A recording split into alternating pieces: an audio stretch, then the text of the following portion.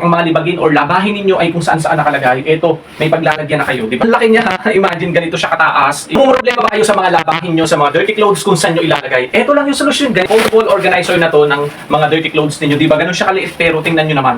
Ang laki-laki nito ha. Oh, sobrang dami mong pwedeng ilagay dito. Quality yan ha, sobrang mura. As of today guys, nasa 80 pesos yan. Kaya kung ang mga libagin or labahin ninyo ay kung saan-saan nakalagay, ito, may paglalagyan na kayo, di ba? Sobrang, ang laki niya ha, imagine ganito siya kataas, ibig sabihin marami kayong may ilagay dito. 80 pesos siya as of today, pero yung original price nito is nasa 100 plus. Imagine marami ka nang may ilaman dito sa foldable na to, na lagayan ng mga dirty clothes, lagayan ng mga labahin ninyo. Ayan guys, so pwedeng ilagay sa ibabaw ng washing machine nyo. Kasi guys, hindi siya makakasira sa ibabaw, hindi makakagasgas, di ba? Sobrang ganda. Then kung wala ka ng labahin, pwede mong i-fold ulit, di ba? Hindi siya makakahara-hara. Napakaganda ng foldable na to, na lagayan ng mga labahin ninyo, ng mga libagin ninyo, di ba? Sobrang ganda, ang dami kang pwedeng ilaman.